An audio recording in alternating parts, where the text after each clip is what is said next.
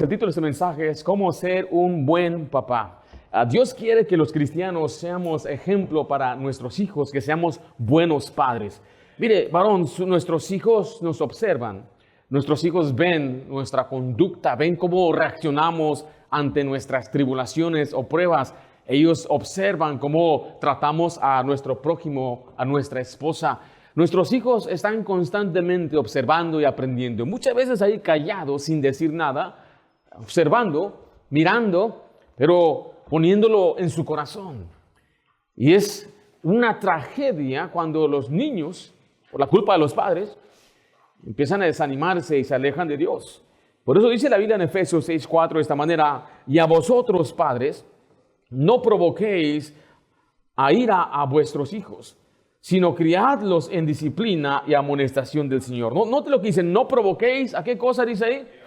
A ira. O sea que el padre puede provocar a su hijo a que sea un joven, un niño lleno de ira, que se desaliente. Dice Colosenses 3:21, padres, no exasperéis a vuestros hijos para que no se desalienten. Mire, el poder de la bendición para nuestros hijos cae sobre los padres, sobre lo que el padre es, lo que el padre hace, el ejemplo que le da. Mire, la palabra ejemplo es una acción o conducta que uno puede dar a otro como un modelo. Y es algo que nuestros hijos ven y empiezan a imitar. Le dicen muchos padres a su hijo: hijo, no hagas lo que yo hice, haz lo que te digo. Pero no funciona así. Tenemos que mostrar una vida de piedad, de amor por ejemplo. ¿Está conmigo, padres? Y eso se lo enseño en esta mañana porque quizás, le digo, tiene poco tiempo en las cosas de Dios. Quizás creció en un hogar donde no había un padre cristiano piadoso. Entonces tenemos que aprender de la Biblia, de personajes en las Escrituras, de aquellos que fueron piadosos, rectos y nos dan un buen ejemplo de ser padres. Nuestros hijos necesitan un ejemplo en el hogar. Ahora, en este pasaje vemos entonces a un hombre que se llama Job. Y este hombre, dice la Biblia, que era recto y perfecto. Ahora, vamos a ver entonces algunas características de este hombre y cómo ser un buen padre. En primer lugar, escriba conmigo: debe ser un hombre piadoso. Job era un hombre piadoso. La piedad, según la Biblia, se refiere a una vida de devoción. Una vida de devoción hacia Dios y respeto hacia Dios. Miren, en este mundo nuestros hijos necesitan modelos, ejemplos en su casa. Porque los ejemplos de nuestros hijos son los que ellos observan en la televisión. Son los artistas, son los deportistas. Y en muchos casos son los muchachos vagos del barrio. Aquellos muchachos que están viviendo una vida pecaminosa, pandilleros, y sus hijos se admiran de ellos. Nuestros hijos ven a aquella muchacha que aparentemente tiene dinero y tiene novios, y eso es lo que ellas miran, dicen, y le admiran ese ejemplo. Si usted ve en las redes sociales lo que los muchachos descargan más, ellos no descargan a un pastor, no tienen ahí siguiendo a un pastor. Ellos están siguiendo más que nada artistas, cantantes. La persona que más siguen siempre son aquellos que están dando un ejemplo de perversidad. Nunca es un buen ejemplo. Ahora, hay pocos que han sido atletas de buen ejemplo. Hay pocos que quizás pueden ser ejemplo de padres, aunque no sean cristianos. Pero lo que ellos tienen que ver es en su casa a un padre que es piadoso, que tenga una devoción hacia Dios, que se consagre a Dios. Yo no comprendo a veces a algunos papás que quieren que sus hijos crezcan y salgan bien, pero le vuelvo a decir, padre, no es como que usted se pega a la tómbola o se gana un premio porque dicen, me salió bien. Ahorita muchos padres, especialmente tienen sus hijos allá atrás en la clase de niños, en la clase de jóvenes, están muy confiados.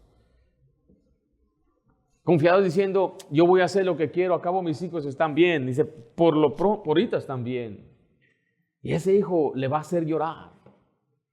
Créame, yo he crecido en una iglesia, pastoreando por años, siendo parte del personal o staff de una iglesia, lo he visto muchas veces. Padres que dicen, todo está bien, no va a pasar nada. Y después la gente que le causa más dolor no son los enemigos, no son problemas económicos, son los hijos. Yo no sé a veces qué quieren algunos padres. Hay un precio que pagar. Por precio me refiero, no es algo que viene sin tener algo que ver nosotros, los padres. Si nuestros hijos van a ser piadosos, nosotros los padres tenemos que ser piadosos. Alguien dijo bien, padres fríos, hijos muertos. Si usted está frío como padre, créame que su hijo va a crecer a ser un hijo indiferente a las cosas de Dios. No le va a importar, no le va a interesar. Ni los regaños, ni los ruegos, ni sus lágrimas, mi querida hermana, aunque ese es para varones, pero ni aun las lágrimas van a conmover a un hijo. Todo radica o todo cae sobre el padre. Padre, varón, usted. La palabra piedad implica una conducta que refleja reverencia, obediencia y adoración hacia Dios en todas las áreas de su vida. Es vivir con una conciencia constante de la presencia de Dios y es actuar de acuerdo a su voluntad. Y quiero decirle también a ustedes, damas, mujeres, no es fácil ser hombre. No es fácil ser un padre. Si lo fuera, más padres se quedarían, pero muchos abandonan, muchos se alejan, porque no es fácil ser un hombre piadoso. Un hombre piadoso es aquel, escriba ahí, que es perfecto y recto. Según la Biblia, vemos que este hombre era perfecto. En Job, allí en su Biblia, capítulo 1, versículo 1, dice, hubo en tierra de Uz un varón llamado Job, y este era hombre, ¿cómo? Varones, lean conmigo, y este era hombre perfecto y recto. ¿Alguien se acuerda que la palabra perfecto no significa sin pecado? La palabra perfecto en la Biblia significa completo, cabal, maduro. Una persona que no le hace falta algo para poder ser útil para Dios, ha madurado, crecido en su mente, en sus prioridades. Tiene él una mente madura, piensa como un hombre maduro. No es carnal, no es débil en su mente, no es fácil influenciado, es firme, constante, inquebrantable. Es un hombre que ha madurado y crecido a la estatura y la medida de Cristo Jesús. Dios quiere que el hombre sea maduro y completo, que nuestros hijos sepan, en mi casa hay hombre maduro. Yo escuchaba a veces cosas que sucedían en nuestra iglesia, pero cuando yo le preguntaba a mi papá, él no se desanimaba. Mi papá no creía los chismes. Decía, si alguien viene a decirme algo, yo nunca le creo. Es más, yo aparto a los chismosos de mí. Eso es lo que hace un maduro. Un maduro no se desanima porque la economía va mal. Un hombre maduro no está siempre constantemente recayendo en su pecado y batallando. No, él ha dominado, tiene dominio propio. Un hombre maduro y recto. Un hombre que da su palabra y cumple. Un hombre que es fiable. Nuestros hijos tienen que saber que el papá es fiable, es confiable, él va a estar ahí, él nunca va a faltar lo que necesitamos porque tenemos a un hombre que es maduro, un hombre que tiene prioridades, un hombre que si falta el pan, él va y él se las halla, ¿cómo le hace? Pero no va a faltar en este hogar, es un hombre maduro, un hombre que cumple con su rol y su obligación de hombre, un hombre que vive para Dios.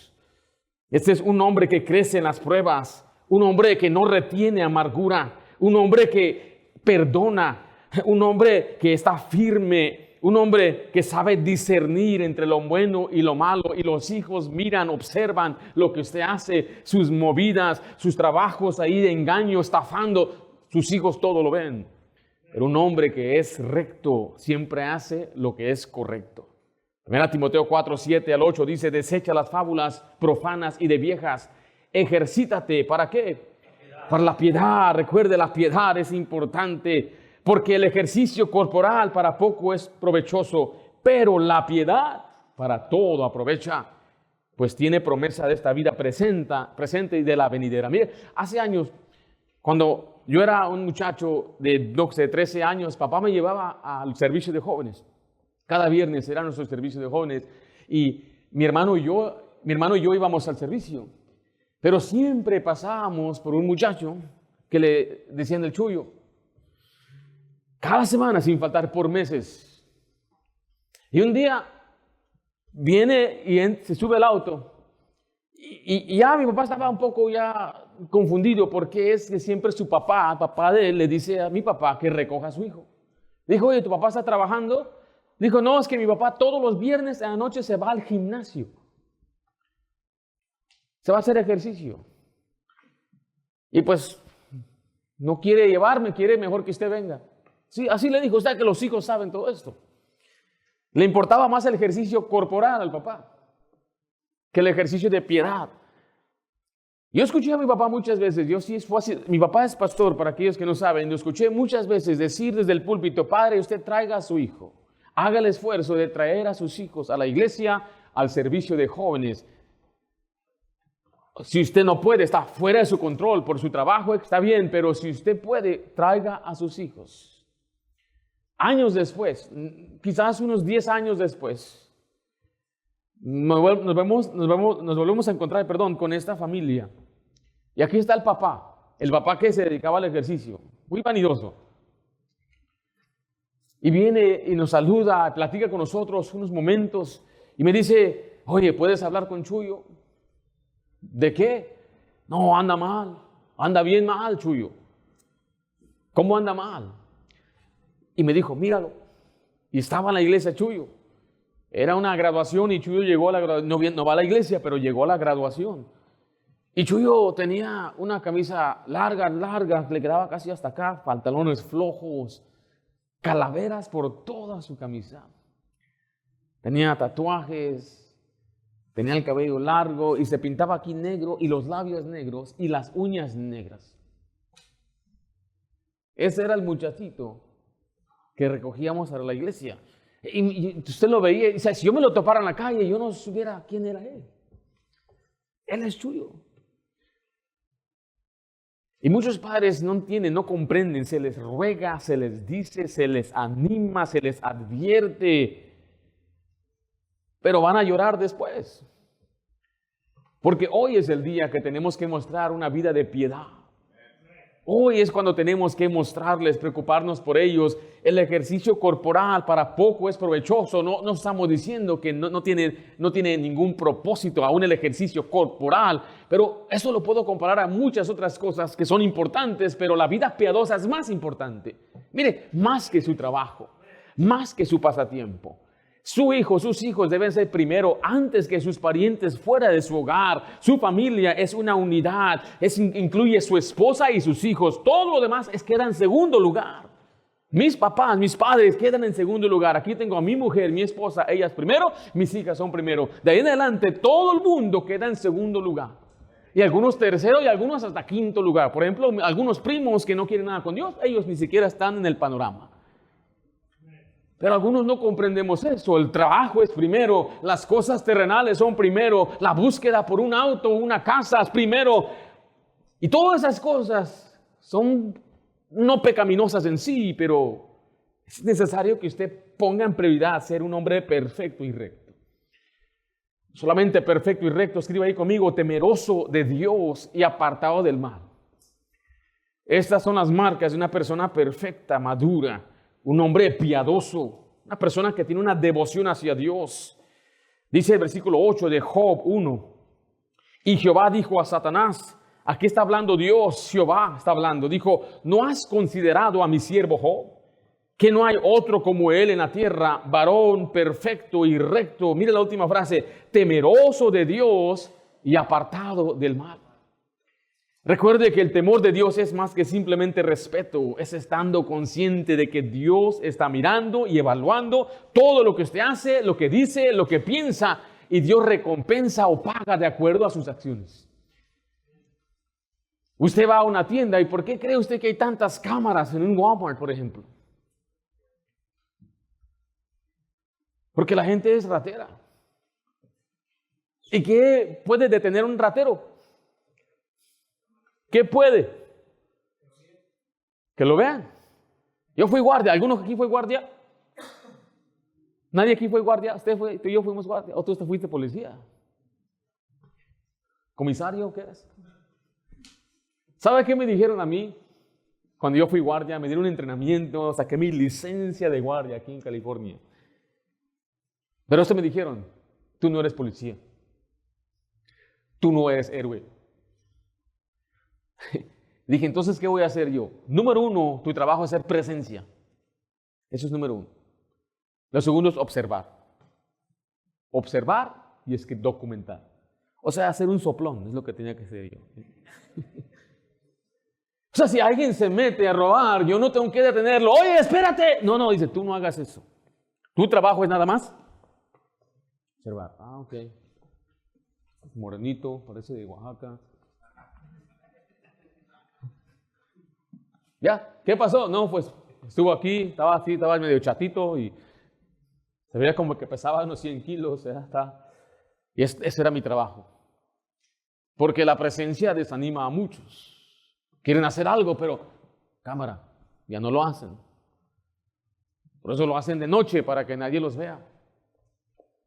Pero hoy en día usted puede ver en línea, allá en las ciudades como San Francisco y Sacramento, no les importa quién lo está mirando, se meten ahí, roban, agarran las camisas, los están grabando y no les interesa. O sea que hay niveles también de temor y hay niveles de temor de Dios.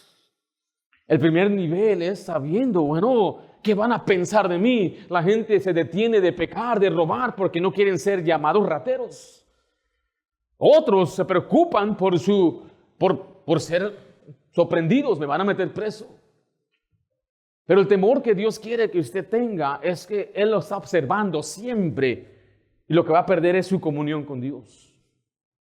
Ese es el alto nivel del temor de Dios. Que Dios se dé cuenta. Pero ¿cuándo Dios no se ha dado cuenta? Dios sabe lo que usted está pensando. Está tremendo eso. Sabe las intenciones. Antes de que usted lo haga, Él lo sabe. Dice que Él sabe cuál es su entrar y su salir. Antes de que la palabra salga de su boca, Dios ya la sabe. Por lo tanto, usted debería tener temor. Porque si tenemos temor de que la gente sepa, si todos supieran lo que usted tiene en su teléfono. Una vez, yo no lo haría, no se preocupe, recuerde, nosotros no somos señores de nadie, pero en un colegio bíblico interno, el director empezó a revisar todos los teléfonos. Dame tu teléfono.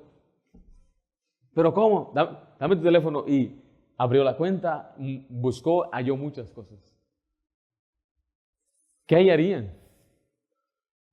Un pastor dice que fue a Venezuela, y perdónenlo si me escucha alguien de Venezuela, la gente se enoja, pero lo que escuchamos, lo que los venezolanos han dicho es que hay mucho crimen allá. Y le robaron el auto a un pastor venezolano, tenía su auto, y el pastor, otro pastor que era de fuera, creo que era mexicano, le dijo, ¿y qué tenías ahí? Dice, bueno, lo que me importa más era mi teléfono por mis contactos. Es lo que más me interesa. Le dijo, ¿por qué no llamas al teléfono? ¿Cómo? Llámale, amor, el ratero te devuelve el teléfono. Y le llamó, oye, ¿eres tú el ratero? Yo mero. ¿Qué quieres? No, pues es que mira, yo soy pastor y quédate con el carro si quieres, pero devuélveme el teléfono. Ah, eres pastor. ¿Cómo puedo probar que eres pastor? Dame tu clave para ver si eres verdaderamente pastor.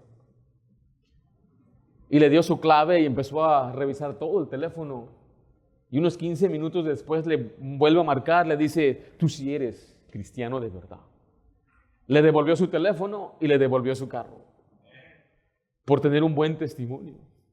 Nos pararon allá en la ciudad de Guadalajara con el pastor Samuel, la policía, a las 3 de la mañana.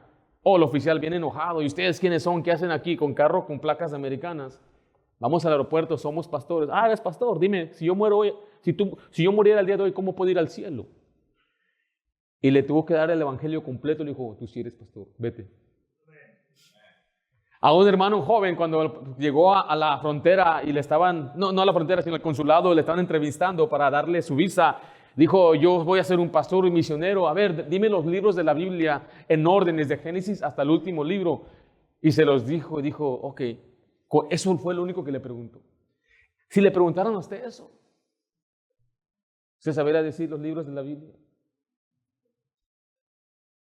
¿Sabría presentar una defensa de por qué usted es creyente? ¿Podría usted mostrar su teléfono y que en su teléfono, en su historial, no hay cosas cuestionables, pecaminosas? Si alguien le sorprendiera y conociera sus pensamientos. Mire, Proverbios 15:3, los ojos de Jehová están en todo lugar, mirando a los malos y a los buenos. A propósito, ¿a quién está mirando? A los malos y a los buenos. Mire, usted no se preocupe por el malo, Dios lo está mirando a él también. No se preocupe usted en buscar venganza y que le paguen y que ojalá le vaya mal. No se preocupe, Dios lo está mirando. Dios miró cuando usted hizo el bien esta mañana. En Proverbios 16:6 dice, con misericordia y verdad se corrige el pecado y con el temor de Jehová los hombres se apartan del mal. Debe darnos temor que si yo hago algo indebido, hago algo que a Dios no le agrada, entonces Dios me va a castigar. Pero el temor me ayuda a apartarme del mal. Un hombre piadoso. Note, en segundo lugar, este era un hombre con prioridades espirituales. Un hombre con prioridades espirituales. Por prioridad se refiere a poner en primer lugar las cosas de Dios. Dios debe ser primero. Muchos no comprenden eso. Le quiero enseñar algo. La Biblia nos ordena poner a buscar primeramente el reino de Dios, a poner la mira en las cosas de arriba, a darle a Cristo la preeminencia. Significa que Cristo no debe ser prominente nada más, o sea, importante, debe ser el preeminente, el más importante. Su vida debe girar alrededor de Jesús, no de su carrera, no de sus sueños, de sus ambiciones, ni siquiera de sus hijos. Nuestros hijos no son el centro de nuestra vida. Cristo es el centro de todo lo que uno hace, la manera que uno vive, debe ser para agradar a Cristo. Y créame que cuando usted hace eso, usted va a ser capacitado para darle a sus hijos lo que ellos necesitan. Muchos creen que nuestros hijos necesitan una educación y le dan la educación dejando al lado lo más importante, que es una comunión con Dios. Y el problema es que cuando nuestros hijos tienen esa educación, muchos de ellos profesando ser sabios, se hacen necios. Me acaban de contar, alguien me dijo que una muchacha que es esposa de un pastor, 2 de sus hermanas se dedicaron a estudiar en la universidad y estudiaron la psicología. Y como no estaban bien arraigadas en Cristo, como no tenían una fe bien cimentada en el Señor, empezaron a cuestionar y a tambalear en su fe. Y quizás tenían las intenciones correctas de prepararse de una carrera, quién sabe, pero terminaron siendo extremistas en el lado del feminismo, aborreciendo completamente los principios de la Biblia, aborreciendo lo que ellas llaman la patriarquía, el matrimonio, que se sienten ellas encerradas porque un hombre les está diciendo qué hacer. Ellas completamente rechazan. ¿Por qué? Porque somos influenciables. Un poco de levadura enleuda toda la masa. Las palabras que escuchamos se comparan a gangrena que empiezan a carcomer y carcomer. Y todo esto sucede porque los padres no les dan una prioridad espiritual. Digo, ¿de qué sirve que sea profesionista y no ame a Dios? ¿De qué sirve que tengan casas grandes, enormes, si no tienen ellos compasión por Dios, por usted, por el mundo? No tienen amor ni devoción por Dios. ¿De qué sirve eso? Créame, Padre, se lo suplico en el amor de Cristo, que lo más importante es que nuestros hijos valoren las cosas de Dios. Porque si ellos hacen eso, entonces van a poder glorificar a Dios con su carrera, van a glorificar a Dios en su familia. Dios siempre va a ser primero, Dios les va a bendecir en todo lo demás. Para que mis hijas puedan ser bendecidas, ellas tienen que poner a Dios primero. Y ellas tienen que sujetarse al orden de Dios en su vida, en su matrimonio, para que Dios las bendiga a ellas y Dios mismo les dé la facultad de gozar, la facultad de esa habilidad, de poder gozar de la vida. Mire Job 1:5, y acontecía que habían pasado en turno los días del convite. Job enviaba y los santificaba y se levantaba de mañana y ofrecía holocaustos conforme al número de todos ellos, porque decía Job, quizás habrán pecado mis hijos y habrían blasfemado contra Dios en sus corazones. De esta manera hacía todos los días. Note que todos los días él se preocupaba por la vida espiritual de sus hijos. Todos los días él hacía un sacrificio. Escriba ahí, por favor, los santificaba. Su prioridad no era algo terrenal, aunque no hay nada mal, le repito, con las cosas terrenales y tener nosotros posesiones terrenales. Pero más importante que lo terrenal es lo espiritual. Padres, ¿sí entienden qué me refiero por lo espiritual? ¿O no comprenden esa frase?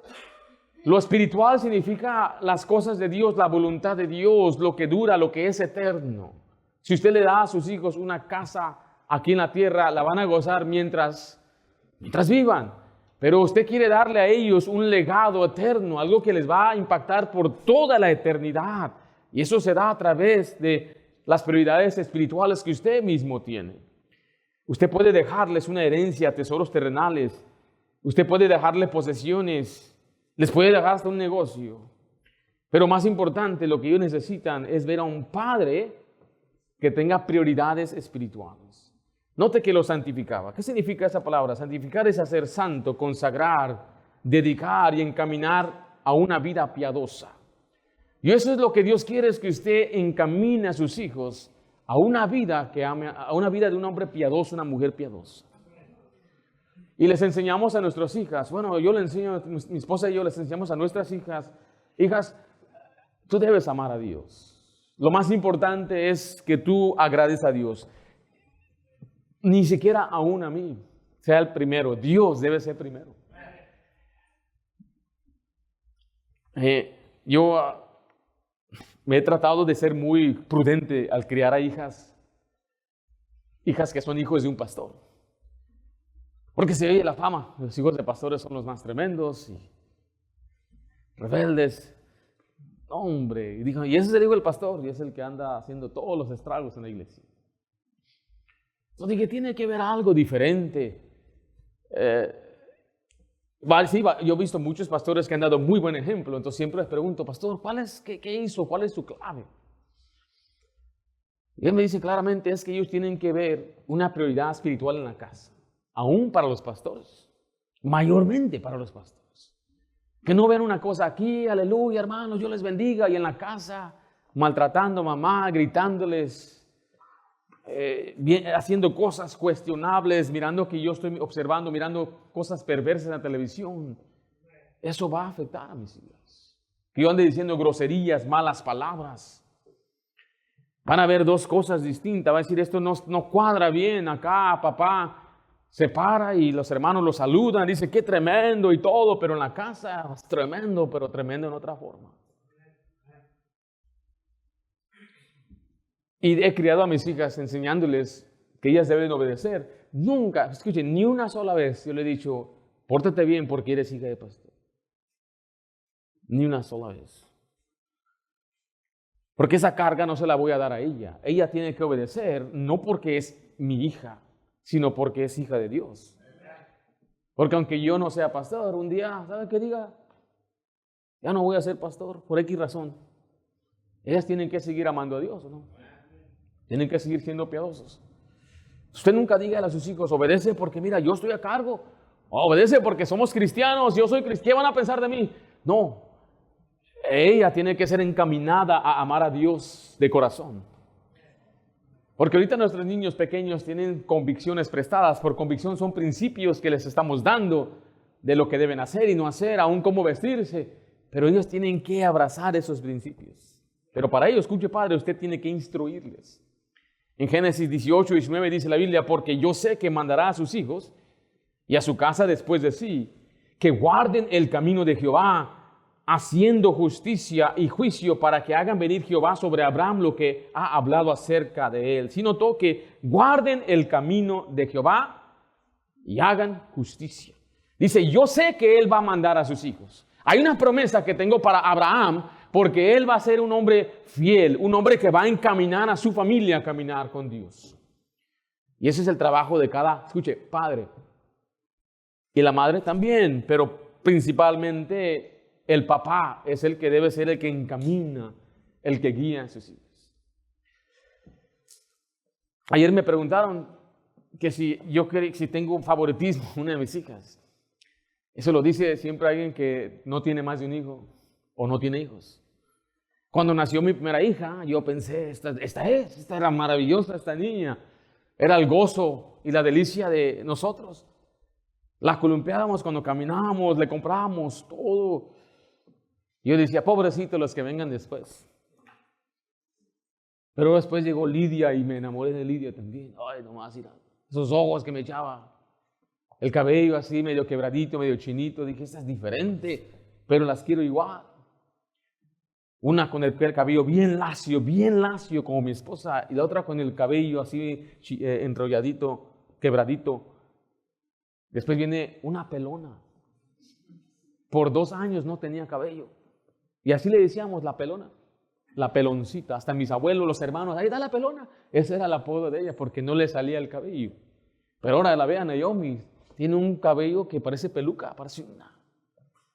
Y le digo a ella, tu cabello no es de verdad, te lo implantamos. Empieza a mirar. No sé, pero a ella casi su cabeza no le huele. Que digas, tu cabello es de plástico. Después nace otra, Hannah. Esa me sacó a mí el cabello.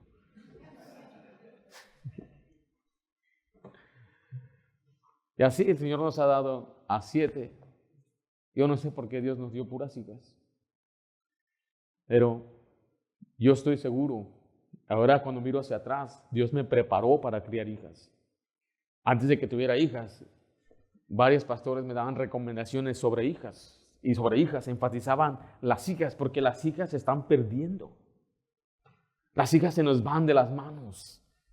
Las hijas empiezan a desviarse. ¿De qué es el problema? ¿Por qué las hijas se van? En Josué 24:15 dice, y si mal os parece servir a Jehová, escogeos hoy a quien sirváis, si a los dioses a quienes sirvieron vuestros padres, cuando estuvieron al otro lado del río, o a los dioses de los amorreos en cuya tierra habitáis, pero yo y mi casa serviremos a Jehová. Mire, los que tenemos hijas, varón, usted necesita pasar tiempo con ellas solo. Usted debe dirigirse a sus hijas. Usted debe abrazar a sus hijas. Usted debe mostrarle lo que es un hombre, abrazarla y darle besos. Es pequeña, va creciendo, no importa cuántos años tenga, abrace a su hija, ame a su hija, quiera a su hija, pase tiempo con ella para que ella sepa lo que es ser tratada por un hombre. Defienda a su hija. Cómprele cosillas a su hija. Escríbale una nota a su hija.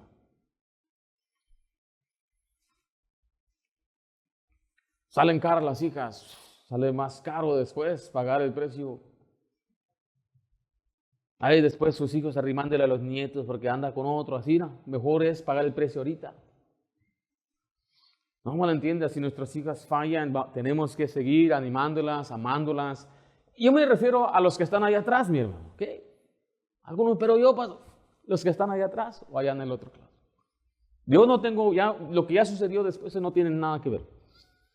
Pero si sus hijos están en la casa de Dios ahorita, preocúpese por ellos. Pase tiempo con ellos.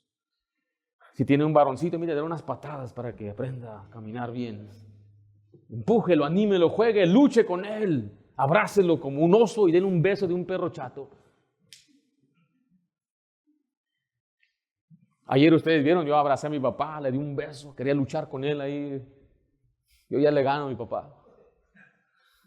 Ya tiene sus 60 y pico años, yo estoy ahorita en mi máximo.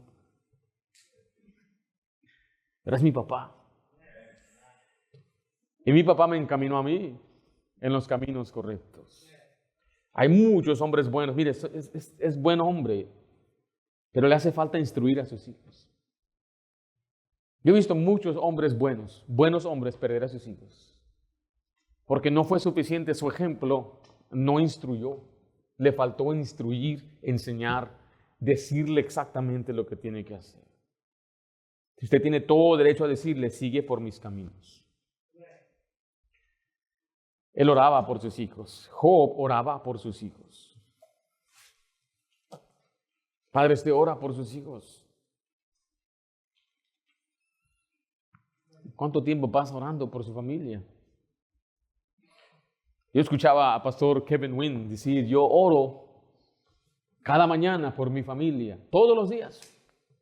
Dice, por mi esposa yo oro 20 minutos. Me he propuesto a ponerme límites para orar por ella, rogar por ella por lo menos 20 minutos. Y él decía, yo oro por mis hijos 10 minutos. No, ¿a poco nomás 10 minutos? Dijo, un momento, fariseo, tengo 8 hijos. Son 80 minutos que oro cada día por mis hijos.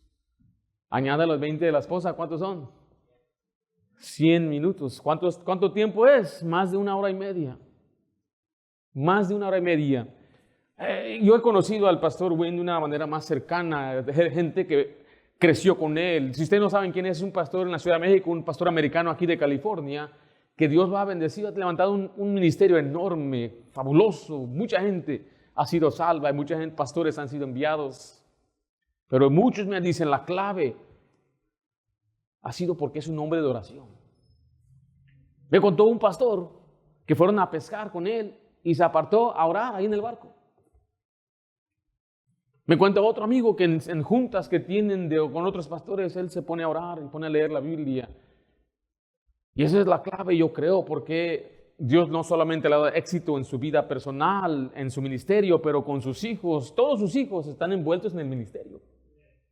Eso es tremendo. Veo ejemplos. Veía a Esposito, pastor Joe Esposito aquí en Long Beach, y veía a sus hijos de 13, 15 años con una tremenda actitud trabajando en la iglesia. Le preguntaba yo, ¿qué es esto? Yo nunca había visto esto. Jóvenes, hijos de él, unos de 30, otros de 12, 13 años, envueltos en el ministerio. Y decía, es que ese hombre es un tremendo hombre, Joe Esposito.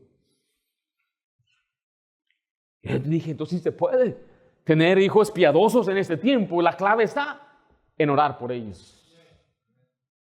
Porque usted no puede hacer mucho por ellos cuando ya ellos crecen, no puede hacer mucho por ellos cuando van a la escuela o cuando están en un ambiente que no deberían estar, pero usted puede seguir orando. Si sus hijos se desviaron, usted puede orar por ellos. Si sus hijos ya son grandes, puede seguir orando por ellos, por sus nietos. La oración, varón, siempre tiene poder.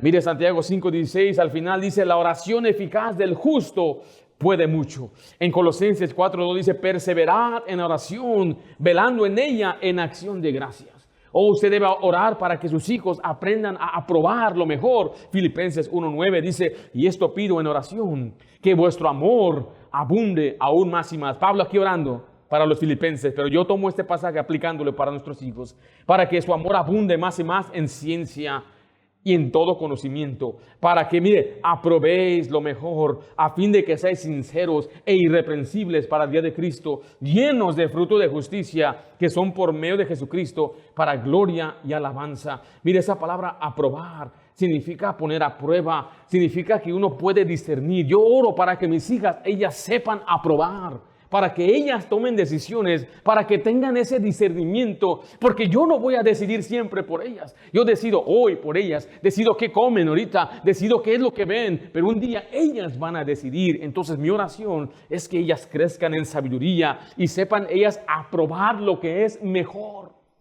para que después ellas puedan dar fruto de justicia y vivir una vida piadosa que agrade a Dios. Entonces ore por sus hijos, que ellos tengan el discernimiento, que Dios les dé sabiduría, que tomen decisiones sabias, que nuestros hijos escojan el mejor camino, el mejor estudio, el trabajo, la carrera, que nuestros hijos escojan la mejor pareja para ellos, que las decisiones de los esposos sean los mejores y que ellos críen a sus hijos en los caminos de Dios, que ellos aprendan a probar lo que es mejor. Esta debe ser nuestra oración. Escuche, Padre, es pecado no orar por sus hijos. Pero un día sí va a orar. Un día sí va a orar. Cuando ya vea que su hijo se está desviando, cuando ya vea que su hijo está mal, cuando su hijo esté en la cárcel, cuando su hija le deshonre, entonces va a orar. Yo no le deseo eso, por eso quiero advertirle desde hoy, ore mucho, ore por sus hijos, pase cada día tiempo orando por ellos. No se puede dar el lujo de no orar por su familia. ¿Cuánto tiempo ora por sus hijos? Sería bueno que como esposos nos juntáramos y oráramos juntos por nuestros hijos. Tiene una hija, un hijo, ore mucho por ellos. No estoy diciendo que nada más ore entonces 10 minutos porque nada más tiene uno. Mejor ore esa misma hora por ese uno. Pero si tenemos nosotros 6, 5, 7 hijos, debemos orar bastante. Una gran parte de nuestro día debe ser orando por nuestros hijos. Si sus hijos van a la escuela pública, no se lo recomiendo, pero si se van a la escuela pública, usted tiene que orar por ellos todos los días. Van a ser mal influenciados, van a regresar cuestionando cosas, van a venir con manchas en su mente y van a ser influenciados durante este mes, que era el mes del orgullo del sodomita y de los homosexuales. Van a llegar diciendo, ¿y qué tiene de malo? Amor es amor. ¿Por qué? Porque usted, no lo recomiendo, pero si ya están ahí, ore mucho por sus hijos. Es lo único que puede hacer ya. Ore por sus hijos, ellos necesitan saber aprender a tomar decisiones sabias. Un hombre piadoso, un hombre con prioridades espirituales y un hombre fiel. Un hombre fiel. El hombre fiel es un hombre persistente. 1 Corintios 15, 58 dice, así que hermanos míos amados, estad firmes y constantes, creciendo en la obra del Señor siempre, sabiendo que vuestro trabajo en el Señor no es en vano. Nuestros hijos necesitan padres firmes. Firmes no se mueve, se mantiene aquí. Venga los problemas, no se mueve. La Biblia utiliza la frase arraigados en Cristo. Da la imagen de un árbol frondoso que tiene raíces muy, muy grandes y se afirma. Y cuando vengan esas tempestades y los vientos, van a soplar, van a azotar al árbol, pero va a permanecer firme. O sea, la firmeza es necesaria porque vamos a enfrentar todo tipo de problemas, tribulaciones, desánimos, pérdidas de trabajo, cosas van a suceder, nos vamos a enfermar. Había un varón que había ahorrado, no sé, como unos $2,000, quería hacer algo y se enfermó y fue al médico. ¿Y cuánto cree que le costó? $2,000. Se le fue todo así en un día. Andaba bien desanimado. Le dije, hermano, tienes que animarte. Así es la vida, Dios para eso te lo dio. Él sabía que te ibas a enfermar y que ibas a necesitar esos $2,000. Pero necesitamos ser firmes, no estar desanimados. No estar siempre ahí pensándolo, ya no, ya aquí me voy a dar por vencido, voy a abandonar, necesitan firmeza. ¿Está conmigo, Padre? Ser constantes, consistentes. Escriba ahí, mire, todos los días. De esta manera hacía todos los días.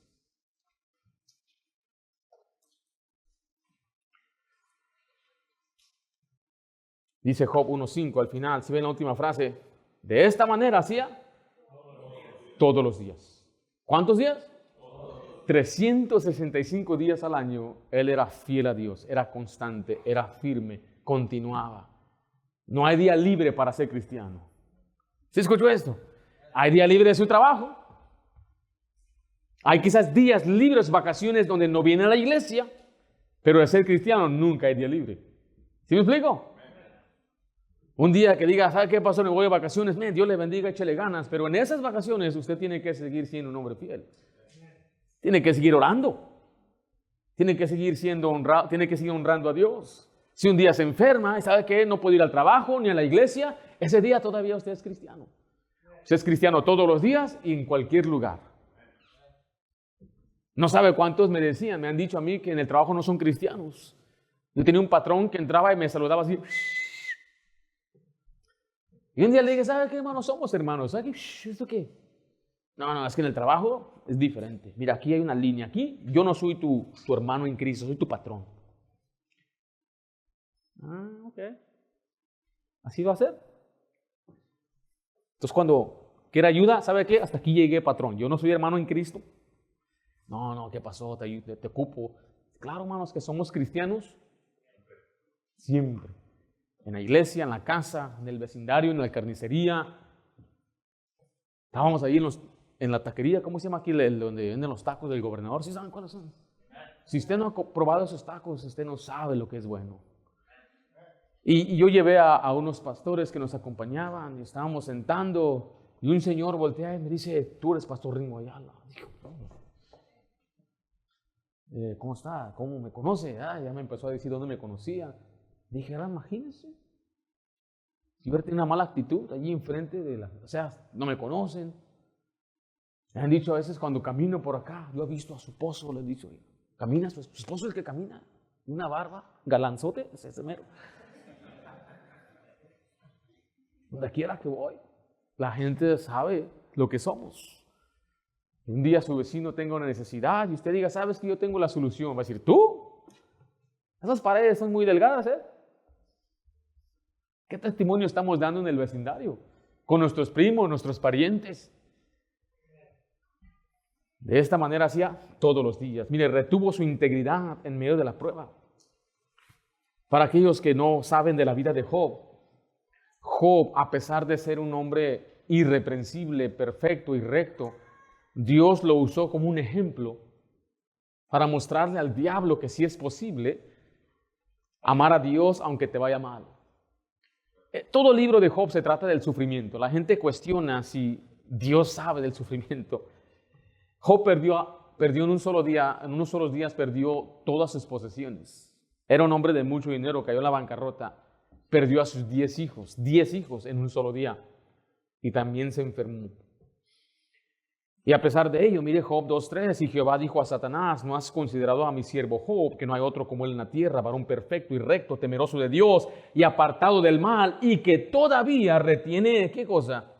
Su integridad. A pesar de la ruina, él siguió siendo fiel a Dios.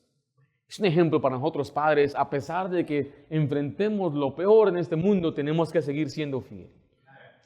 Porque aún tenemos familia que nos sigue, tenemos esposa, tenemos otros hijos, quizás perdimos el trabajo, pero tengo mi familia que me necesita un hombre firme. Quizás una hija, un hijo ha fallado, pero tengo a los demás. Quizás he perdido mi trabajo, pero yo tengo que seguir buscando y animando a mi familia. Quizás me he enfermado, pero tengo que seguir adelante.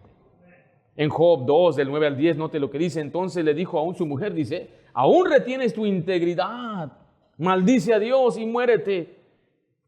Y él le dijo, como suele hablar cualquiera de las mujeres fatuas, has hablado que recibiremos de Dios el bien y el mal, ¿no lo recibiremos? En todo esto, ¿qué dice al final ahí?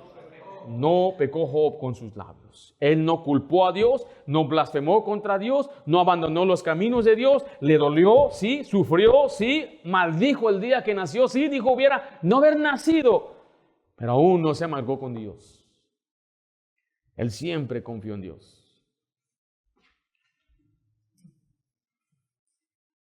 Padre, confíe en Dios. Vengan los momentos más oscuros. Usted debe seguir confiando en Dios. ¿Tiene una mujercita que lo vea usted? Para nosotros, yo creo para nuestra familia, ha habido tiempos muy oscuros, pero hubo también etapas oscuras. ¿Se acuerda en el 2020 lo que había sucedido?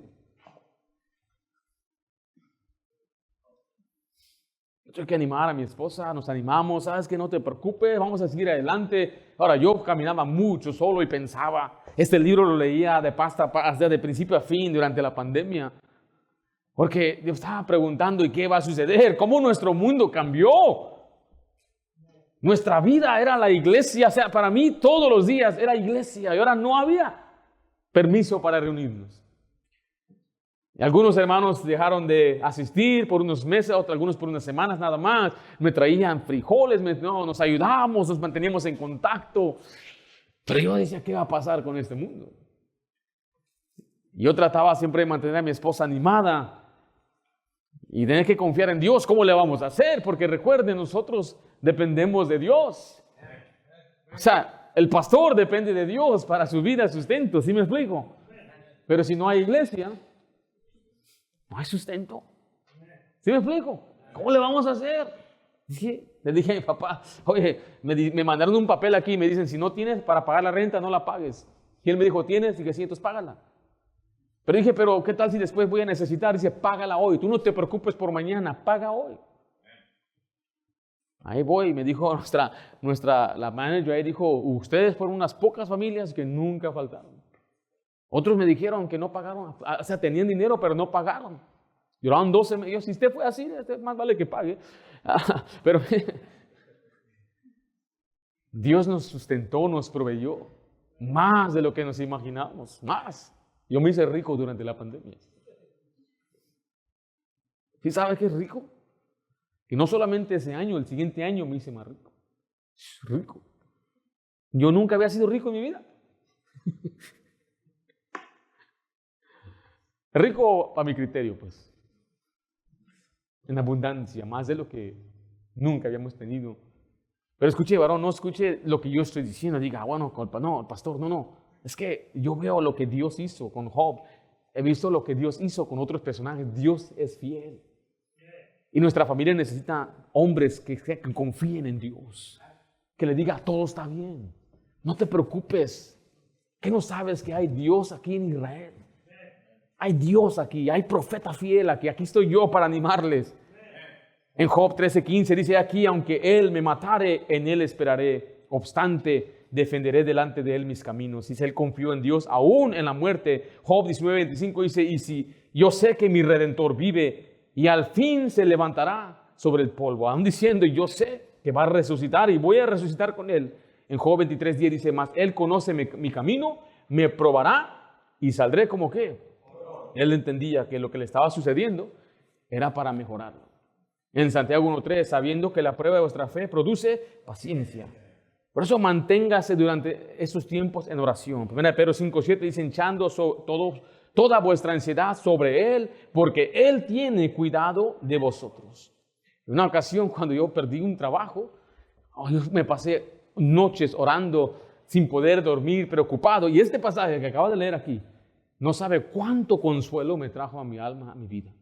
Me dio una certeza, una seguridad en Dios. Este pasaje me levantó de un desánimo profundo. Según Tesalonicenses 1:4 dice, tanto que nosotros mismos nos gloriamos de todos vosotros en las iglesias de Dios, por vuestra paciencia y fe en todas vuestras persecuciones y tribulaciones. ¿Qué dice al final?